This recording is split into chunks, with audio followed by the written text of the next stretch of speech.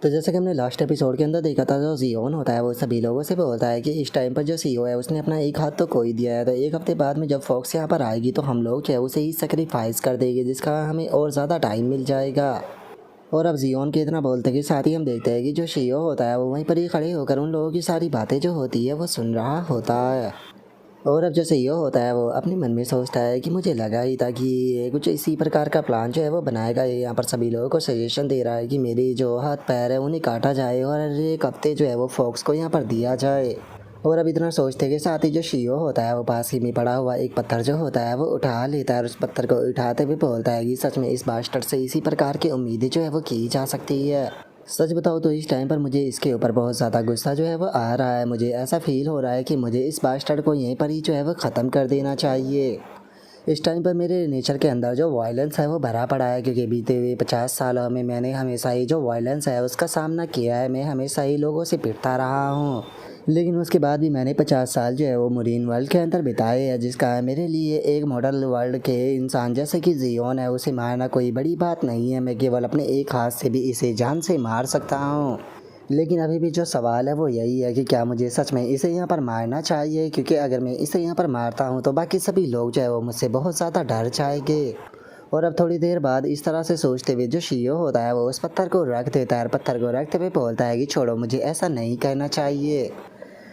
और इतना बोलकर अब जो सीईओ होता है वो वहाँ से जाने लगता है। वहाँ से जाते हुए बोलता है कि मेरे जो इमोशंस है वो मेरे ऊपर बहुत ही ज़्यादा हावी जो है वो हो रहे हैं, जिसका मैं बहुत ही क्रुएलिटी के साथ में एक्ट कर रहा हूँ। लेकिन अगर मैंने ऐसा किया तो बहुत प्रॉब्लम हो सकती है, क्योंकि मुझे फ्यूचर में जो डायरेक्टर कीम है उसकी मदद की ज़रूरत होगी। और सीईओ के इतना सोचते के साथ ही बाहर से किसी के चिल्लाने की आवाज़ आती है, जो कि चिल्लाते हुए जियोन से बोलता है कि जियोन, अपने मुंह को बंद रखो। अगर तुम अपना दोबारा से मुंह जो है वो पिछली बार की तरह पिटवाना नहीं चाहते हो तो अपने मुंह को अगली बार बंद रखना और इस तरह की बेफालतू की एडवाइस मत देना। और अब इस बात को सुनकर जो सीईओ होता है वो मुस्कुराने लगता है और मुस्कुराते हुए अपने मन में सोचता है कि सच में ये लोग जो है वो बहुत ज़्यादा अच्छे हैं। बस सिचुएशन ही ऐसी हो गई है कि हर कोई अपनी जान बचाने के बारे में सोच रहा है, और जिस टाइम पर लोगों की जान पर आती है तो वे बचने के लिए किसी भी रास्ते का इस्तेमाल करते हैं। और अब सीईओ के इतना सोचते के साथ ही हमारा व्यू जो होता है वो अगले दिन पर आ जाता है, जहाँ पर कि हम देखते हैं कि अब उनके सामने दो मुंह वाला जो स्नेक होता है वो आ चुका होता है। और जो सीईओ होता है वो हमें बताता है कि यहाँ पर जो फॉक्स थी उसने मेरे हाथ को पिछले दिन काट लिया था, लेकिन अगले ही दिन जो दो मुंह वाला स्नेक था वो यहाँ पर आ गया और आकर हमसे हमारे ब्लड की डिमांड जो है वो करने लगा। अगर 50 साल पहले की बात की जाए तो 50 साल पहले जो ये स्नेक था ये उस टाइम पर भी यहाँ पर आया था, और उस टाइम पर इसने यहाँ पर आकर जो डिप्टी जनरल है उसके ब्लड को एब्सॉर्ब किया था, क्योंकि उस टाइम पर हम सभी लोगों के हाथ और पैर जो है वो फॉक्स के कारण कटे पड़े थे। और अब सीईओ के इतना सोचते के साथ ही जो चीफ होता है वो आगे आ जाता है और आगे आते हुए अपने हाथ को करते हुए बोलता है कि ठीक है, तुम मेरे ब्लड को एब्सॉर्ब कर सकते हो। जो सुनने के बाद में जो सीईओ होता है वो अपने मन में सोचता है कि लेकिन इस बार जो चीफ थे वो खुद आगे आए और उन्होंने अपने हाथ को आगे कर दिया। और अब सीईओ के इतना सोचते के साथ ही जो वो स्नेक होता है वो जैसे ही चीफ के ब्लड को पीता है तो उसे बहुत ज़्यादा गुस्सा आता है और वो गुस्से में वहाँ से जाते हुए थूकते हुए बोलता है कि सच में तुम्हारे ब्लड का जो टेस्ट है वो कितना ज़्यादा गंदा है। मैंने अपनी पूरी ज़िंदगी के अंदर इतना बेकार ब्लड जो है वो आज तक एब्जॉर्ब नहीं किया। सभी इंसानों में तुम्हारा ब्लड सबसे ज़्यादा गंदा है। जो सुनते के साथ ही हम देखते हैं कि जो चीफ होता है उसे भी स्नेक के ऊपर बहुत ज़्यादा गुस्सा जो होता है वो आने लगता है, और जो सीईओ होता है वो अपने मन में सोचता है कि हम लोग जो है वो 21 सेंचुरी से बिलोंग करते हैं, जिसका हम लोगों का जो खाना है वो बहुत ही ज़्यादा फास्ट फूड से भरा हुआ है। और हम लोग जो है वो यहाँ पर अपनी जो बॉडी होती है उसके ऊपर बिल्कुल भी ध्यान जो है वो नहीं देते हैं, जिसका हम लोगों के ब्लड का जो टेस्ट है वो यहाँ के लोगों के मुकाबले बहुत ज़्यादा बेकार हो चुका है।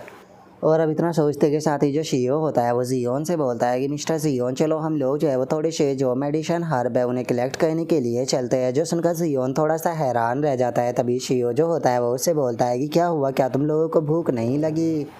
जो सुनते के साथ ही जो जियोन होता है वो थोड़ा सा घबराने लगता है। तभी जो सीईओ होता है वो उसके पास में आते हुए बोलता है कि चलो मैं तुम्हें उस लोकेशन पर लेकर चलता हूँ जहाँ से कि मैंने कल फ्रूट और जो मेडिसिन हर्ब थे वो लिए थे। वो जगह काफ़ी ज़्यादा सेफ है, तो इसीलिए तुम मेरे साथ में चलो। और अब इतना बोल कर जो सीईओ होता है वो जियोन के पास में आकर धीरे से उसे बोलता है कि मैं अगले हफ्ते भी जो अपना हाथ है वो फॉक्स को ऑफर करने वाला हूँ, तो इसीलिए मैं चाहता हूँ कि अगर मैं किसी कारण से मारा जाऊँ तो कम से कम यहाँ पर किसी को तो पता हो कि यहाँ पर सर्वाइव किस प्रकार करना है। जो सुनते के साथ ही जो जियोन होता है वो भी थोड़ा सा खुश होने लगता है और खुश होते हुए बोलता है कि चलो ये काफ़ी अच्छी बात है, बहुत बहुत शुक्रिया।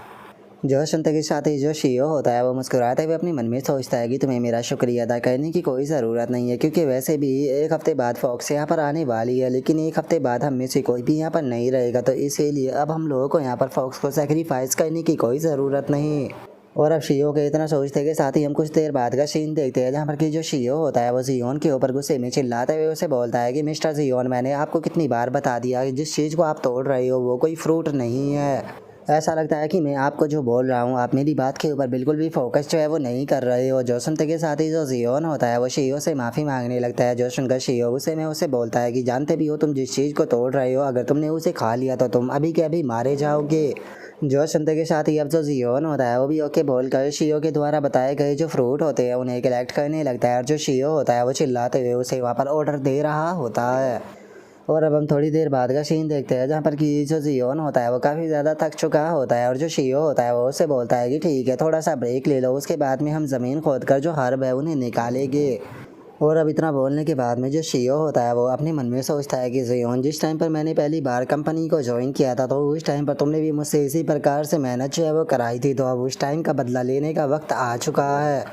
और अब इतना सोचकर जो शियो होता है वो जियोन से बोलता है कि मिस्टर जियोन, जल्दी ही जो रात है वो होने वाली है, तो इसीलिए हम लोगों को यहाँ पर रात से पहले वापस लौटना होगा, तो इसीलिए जल्दी से अपनी सांस को लेकर यहाँ पर काम को शुरू कर दीजिए। और अब शियो के इतना बोलते ही हम कुछ देर बाद का सीन देखते हैं, जहाँ पर कि जियोन ने एक गिनसैंग जो होती है उसे खोद कर निकाल लिया होता है, और उसे देखते हुए वो बोलता है कि क्या ये एक जंगली गिनसैंग है।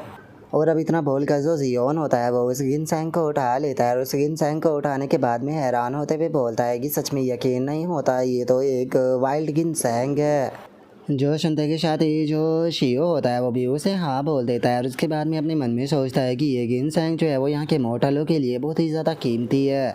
अपनी पिछली लाइफ के अंदर मैं यहाँ पर इस बारे में नहीं जानता था कि यहाँ पर इतनी कीमती गिनसैंग जो है वो पैदा होती है, लेकिन जिस टाइम पर मैं कुछ टाइम तक मोरिम वर्ल्ड के अंदर रहा तो उसके बाद में मुझे इसकी कीमत जो है वो पता चली।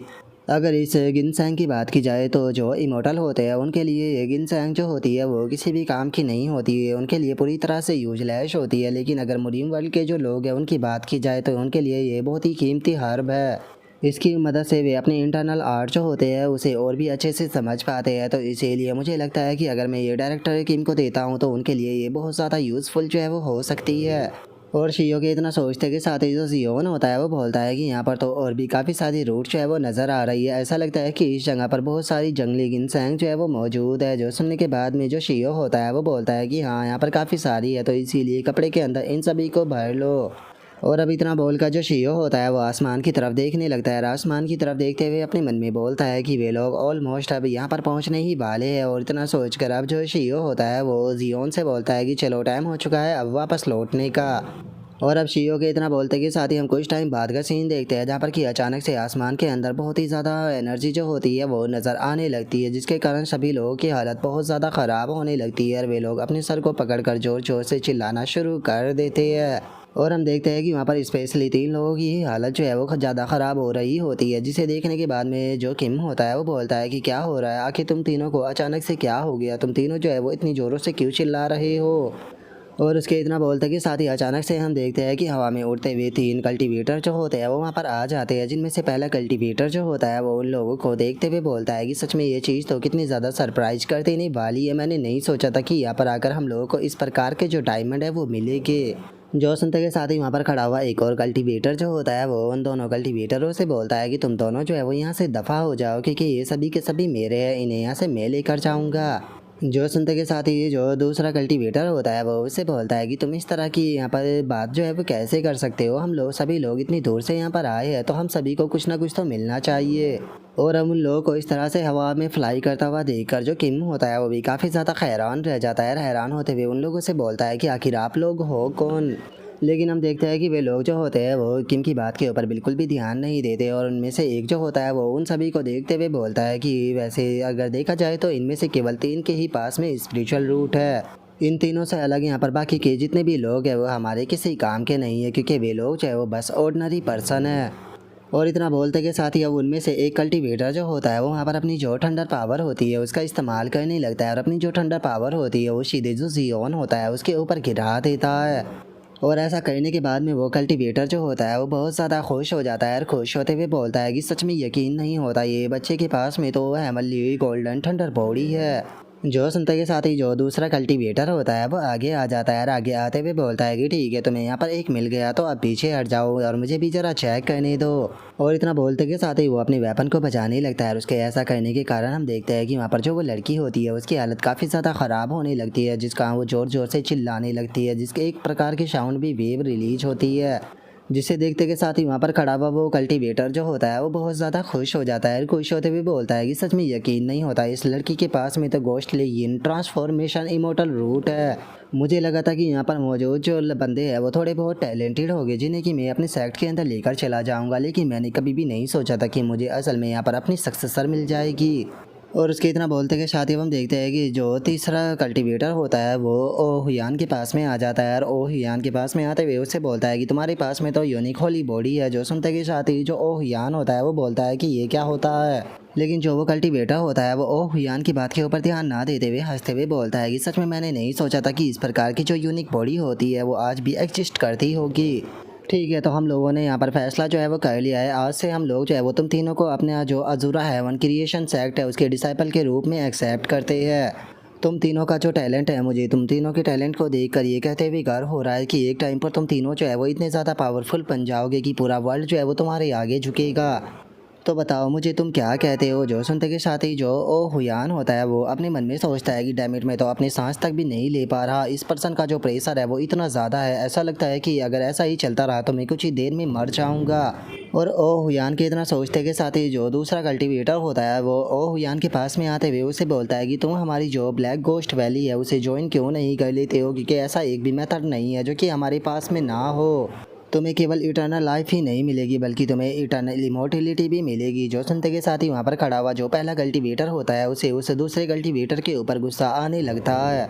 और जो वो दूसरा कल्टीवेटर होता है वो ओहुयान से बोलता है कि तुम पूरे हेवन और अर्थ के ऊपर रूल करोगे, यहाँ तक कि तुम्हारे पास में हर एक चीज़ होगी, दौलत, शोहरत और होनर, तुम्हें जो कुछ भी चाहिए होगा वो सब कुछ तुम्हें मिलेगा, हज़ारों साल की ज़िंदगी तुम जियोगे। जो सुनते के साथ ही जो तीसरा कल्टीवेटर होता है वो भी आगे आ जाता है और आगे आते हुए उनसे बोलता है कि तुम ये बताओ कि जो मेरा गोल्डन डिवाइड है हेवनली थंडर सेक्ट है उसके बारे में तुम क्या कहते हो, वहाँ पर भी तुम लोगों को हर एक चीज़ जो है वो प्राप्त होगी। और उनके इतना बोलते के साथ ही जो किम होता है वो आगे आते हुए उन लोगों से बोलता है कि एक मिनट रुको, क्या आप लोग जो है वो इस फॉरेस्ट के अंदर से निकलने में हम लोगों की मदद जो है वो कर सकते हो,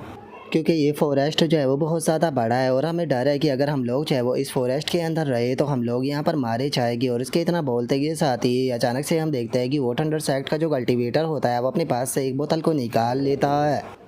और अपनी उस बोतल के अंदर जो जियोन होता है उसे रखने लगता है और जियोन को रखते हुए बोलता है कि सच में मुझे यहाँ पर काफ़ी ज़्यादा चिंता हो रही थी, मुझे समझ में नहीं आ रहा था कि आखिर तुम्हारे जैसी प्रीशियस बॉडी वाला बंदा जो है वो यहाँ से पर कहाँ से आ गया, तो इसीलिए मैं तुम्हें किसी को भी नहीं देने वाला, तुम मेरे साथ में जाओगे। जो उनका जो दूसरा कल्टीवेटर होता है वो ओजियांग को अपने कंधे पर उठा लेता है और तभी उसका ध्यान जो होता है वो शियो के ऊपर जाता है और शियो को देखते हुए वो बोलता है कि वो ऐसा लगता है कि इस लड़के को जो फॉक्स है उसने बाइट किया है, लेकिन जो बाइट के निशान है वो बिल्कुल प्रॉपर है, जिसे देखकर ये साफ कहा जा सकता है कि उस फॉक्स ने इसे ज़बरदस्ती जो है वो बाइट नहीं किया बल्कि इसने खुद यहाँ पर उसे अपना हाथ ऑफर किया था।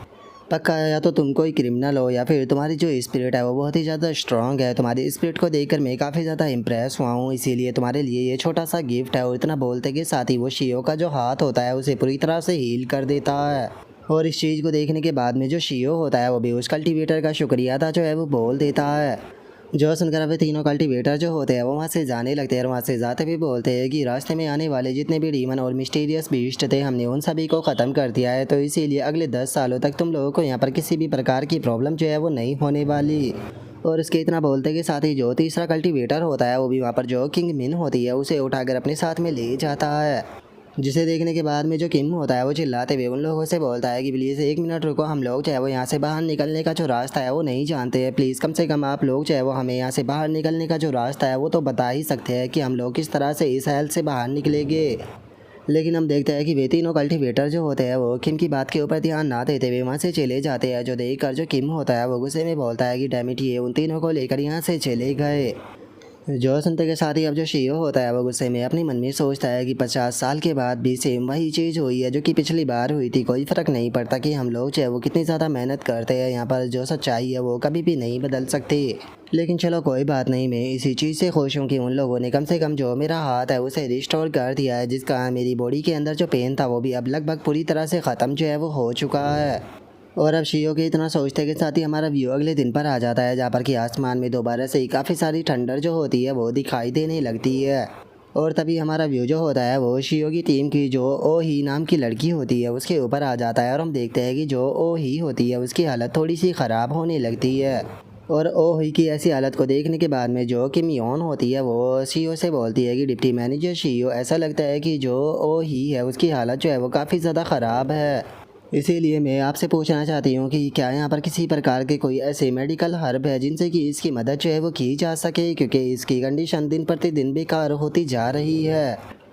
और अब किमी ओन की बात को सुनने के बाद में जो शियो होता है उसे बोलता है कि हमें थोड़ी और देर यहाँ पर इंतज़ार जो है वो करना होगा, क्योंकि जल्दी ही यहाँ पर कोई पर्सन ऐसा आने वाला है जो कि यहाँ पर अगर जो डिप्टी मैनेजर ओ ही है उसे सही कर देगा। और अब शियो की इस बात को सुनते के साथ ही सभी के सभी लोग जो होते हैं वो काफ़ी ज़्यादा हैरान जो है वो हो जाते हैं। और तभी अचानक से हम देखते हैं कि एक पर्सन जो होता है वो वहाँ पर आने लगता है, और वहाँ पर आते हुए बोलता है कि मेरी कैलकुलेशन पूरी तरह से सही थी। ऐसा लगता है कि यहाँ पर ड्रैगनों की लड़ाई के अंदर जो छोटी मोटी चींटियाँ थी उन्हें बेफालतू के यहाँ पर जो इंजरी है उसका सामना जो है वो करना पड़ गया है। और अब उस बंदे को वहाँ पर देखते के साथ ही जो किम होता है वो भी काफ़ी ज़्यादा हैरान जो है वो रह जाता है, और हैरान होते हुए जो वो बंदा होता है उससे बोलता है कि आखिर अब तुम कौन हो। जो सुनते के साथ ही वो बंदा जो होता है वो मुस्कुराने लगता है, और मुस्कुराते हुए बोलता है कि ओ अच्छा, तो तुम जानना चाहते हो कि मैं कौन हूँ, तुम लोग जो है वो मुझे सी ड्रैगन किंग जो है वो कह सकते हो। जो सुनते के साथ ही जो किम होता है वो उससे बोलता है कि क्या बाहर जो इतनी तेज़ हवाएं चल रही है वो तुम्हारे ही कारण है। जो सुनते के साथ ही जो ड्रैगन किंग होता है वो उन लोगों से बोलता है कि हाँ, ये मेरे ही कारण है, मेरी समनिंग के कारण यहाँ की जो थोड़ी सी सेलेस्टियल एनर्जी है उसकी मात्रा काफ़ी ज़्यादा बढ़ चुकी है। लेकिन यहाँ पर मेरे आने का कारण जो है वो ये चीज़ नहीं है, बल्कि यहाँ पर जो ये लड़की नीचे ज़मीन पर पड़ी हुई है, मेरे आने का कारण ये लड़की है, क्योंकि मैं इस चीज़ को महसूस कर सकता हूँ कि ये लड़की जो है वो समनिंग विंड जो है उसे परफॉर्म कर सकती है। और अब इतना बोलकर जो ड्रैगन किंग होता है वो मुस्कुराते हुए जो ओ ही होती है उसकी तरफ देखने लगता है, और उसकी तरफ देखते हुए बोलता है कि एक ऐसे इंसान जिसके पास में कि कोई स्पिरिचुअल रूट नहीं है, लेकिन उसके पास में इस प्रकार की पावर है, सच में इस प्रकार की जो चीज़ है उसे अनदेखा नहीं किया जा सकता।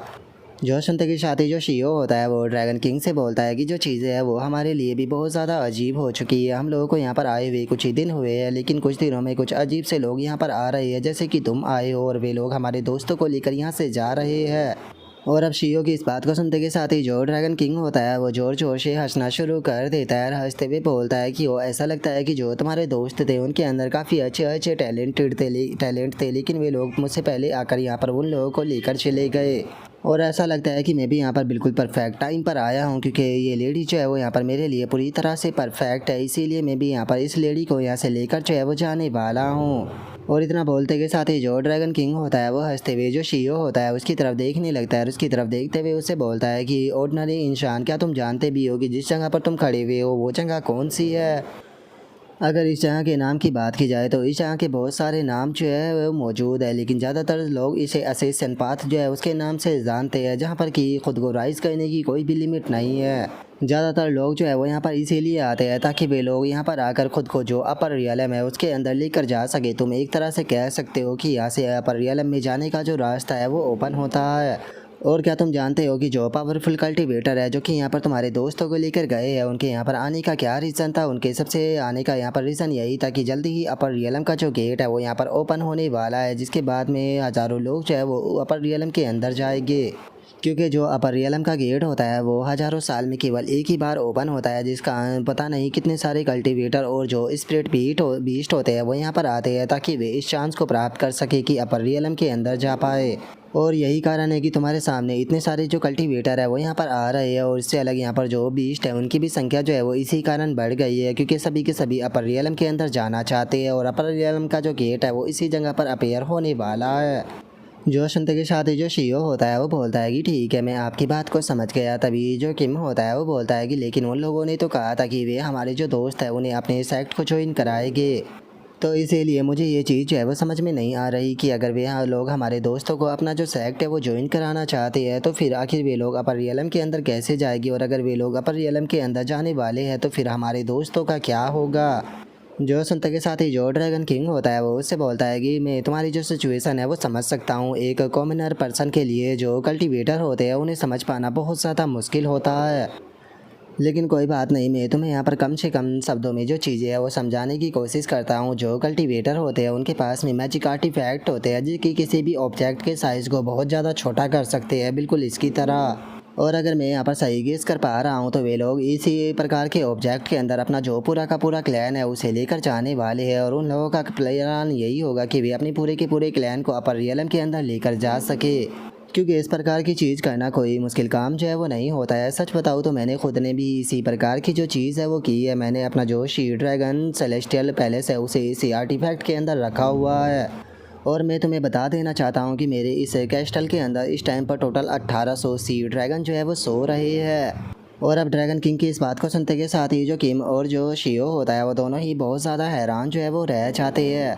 और तभी जो ड्रैगन किंग होता है वो ओ ही के पास में आते हुए उसे की कंडीशन को चेक करते हुए बोलता है कि ये चीज़ काफ़ी अजीब है, लेकिन अगर मैं इसे सी ड्रैगन के रूप में एक्सेप्ट कर लेता हूँ तो इसकी पावर जो है वो इतनी ज़्यादा बढ़ जाएगी जिसे कि इमेजिन भी नहीं किया जा सकता। और अब ड्रैगन किंग को ओ ही के पास में जाता हुआ देखकर जो किम होता है वो उसके पास में भागते हुए आने लगता है, चिल्लाते हुए बोलता है कि तुम मैनेजर ओ ही के साथ में क्या कर रहे हो। और उसके इतना बोलते के साथ ही अचानक से किम की बॉडी के ऊपर बहुत ज़्यादा प्रेशर पड़ने लगता है जिसका वो ज़मीन पर गिर जाता है। और तभी जो ड्रैगन किंग होता है वो ओ ही को उठा लेता है, और ओ ही को उठाते हुए हंसते हुए बोलता है कि मैं अपना जो ब्लड है उसे इस लड़की के साथ में शेयर जो है वो करने वाला हूँ, जिसके बाद में ये हम में से ही एक जो है वो बन जाएगी। और इतना बोलकर ड्रैगन किंग जो होता है वो बहुत ही खतरनाक तरीके से हंसते हुए उन लोगों की तरफ देखते हुए उन दोनों से बोलता है कि मैं तुम लोगों को यहाँ पर एक वार्निंग जो है वो देना चाहता हूँ कि अगर तुम किसी हाई लेवल के कल्टीवेटर से क्वेश्चन पूछो तो बिल्कुल भी केयरलेस जो है वो मत होना, नहीं तो तुम लोगों की जो जान है वो भी जा सकती है, क्योंकि हाई लेवल के कल्टीवेटरों के लिए तुम्हें मारना बिल्कुल एक चींटी को मसलने जैसा होगा। और उसके इतना बोलते के साथ ही हम देखते हैं कि डायरेक्टर किम और जो शियो होता है उन दोनों की हालत काफ़ी ज़्यादा ख़राब होने लगती है। और जो ड्रैगन किंग होता है वो ओ ही को लेकर वहाँ से जाने लगता है, वहाँ से जाते हुए बोलता है कि तुम लोगों को मेरा शुक्रगुजार जो है वो होना चाहिए जो कि मैंने तुम लोगों के इतने सारे क्वेश्चनों के यहाँ पर जवाब जो है वो दे दिए, क्योंकि मैं तुम्हें बता देना चाहता हूँ कि इस वर्ल्ड के अंदर बहुत सारे ऐसे कल्टीवेटर भी मौजूद है जो कि तुम्हें कीड़ों की तरह मार सकते हैं केवल इसी बात के ऊपर कि तुमने उनसे सवाल किया था। और अब इतना बोलते के साथ ही जो ड्रैगन किंग होता है वो अपने असली रूप में आ जाता है, और बहुत ही खतरनाक रूप में आते हुए वहाँ से उड़ते हुए जो ओ ही होती है उसे लेकर वहाँ से चला जाता है। और अब ड्रैगन के वहाँ से जाने के साथ ही हम देखते हैं कि पूरा का पूरा आसमान जो होता है वो पूरी तरह से क्लियर हो जाता है। और अब जो किम योन होती है वो बोलती है कि सबसे शुरू में हम लोग जो है वो यहाँ पर एक्सीडेंट के कारण आए, और अब एक एक कर हमारे सभी के सभी दोस्त जो है वो किडनैप हो चुके हैं।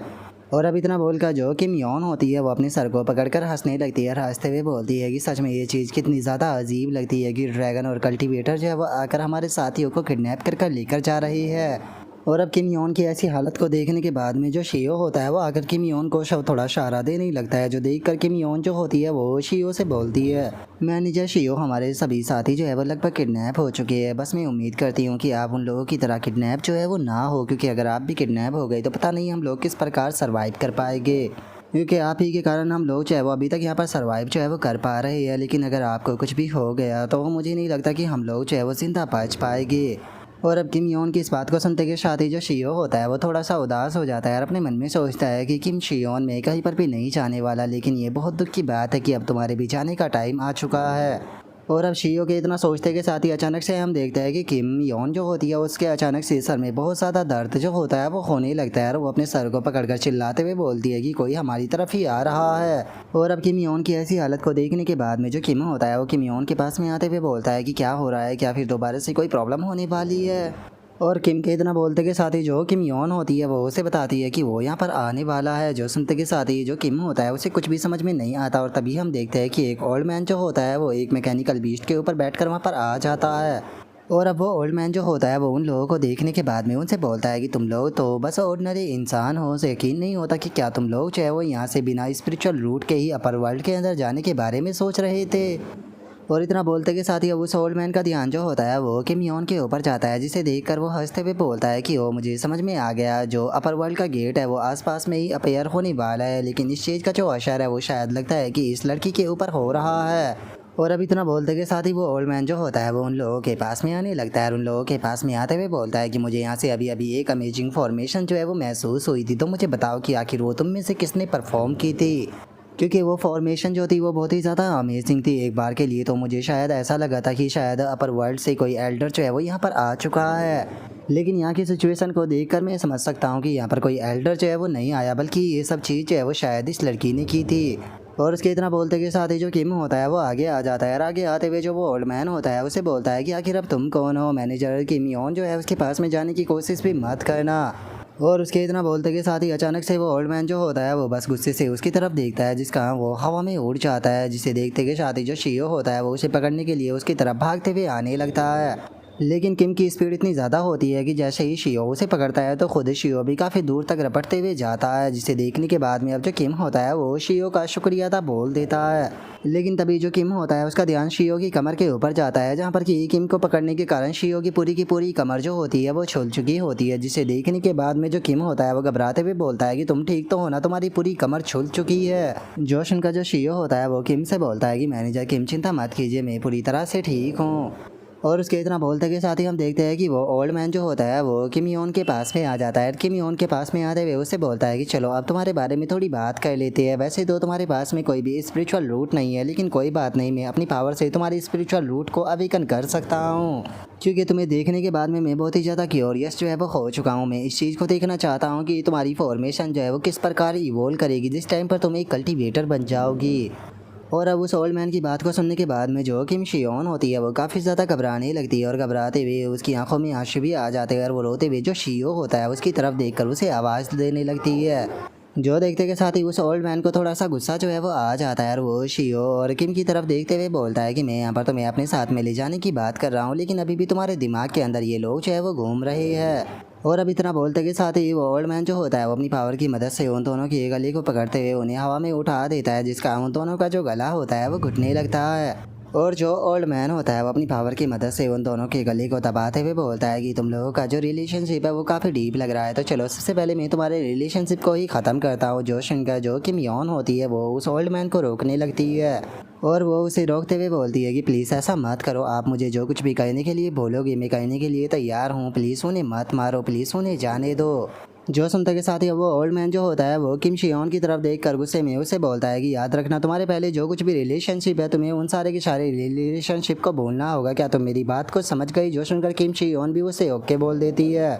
जो सुनकर अब जो वो ओल्ड मैन होता है वो भी शियो और जो किम होता है उन दोनों को नीचे फेंक देता है, जिसके बाद में वो ओल्ड मैन जो होता है वो अपनी पावर का इस्तेमाल करते हुए चिल्लाकर बोलता है, अगर ये लोग यहाँ पर रहेंगे तो तुम बेफालतू के इनके बारे में सोचते ही रहोगी। तो मुझे लगता है कि सबसे पहले मुझे इन लोगों का कोई इंतज़ाम करना होगा ताकि मैं इन लोगों को यहाँ से दूर जो है वो भेज सकूँ। इसीलिए मैं तुम लोगों को पास ही का एक जो कॉमन लोगों का नेशन है उसके अंदर भेजने वाला हूँ। वहाँ पर तुम लोग जो है वो अपनी एक नॉर्मल ज़िंदगी जो है वो जी सकते हो।